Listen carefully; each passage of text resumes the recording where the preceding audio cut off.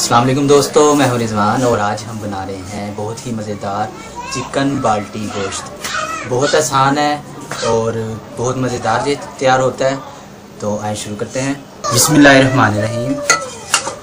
100 ग्राम हमने घी गरम करना है। घी हमारा गरम हो चुका है।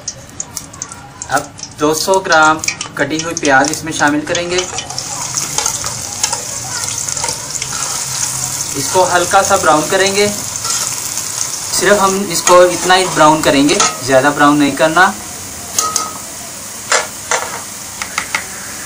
फिर हम इसमें शामिल करेंगे 2 चम्मच पिसा हुआ अदरक और लहसुन। 150 ग्राम टमाटर जो हमने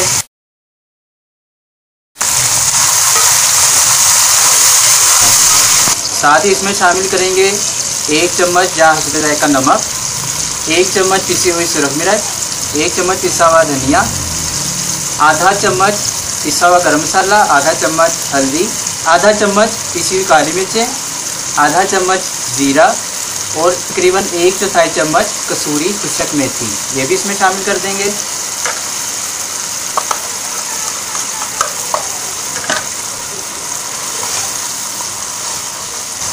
,200 ग्राम दही शामिल करेंगे, 1 चम्मच नींबू का रस। तकरीबन 2-3 मिनट हमने इसको फ्राई किया है और इसका देखें घी जो है वो मसाले से अलग होना शुरू हो चुका है। इस मौके पर हम इसमें 1 किलो चिकन शामिल करेंगे। इसको इतना फ्राई करेंगे कि इसका जो है वो रंग बदल जाए।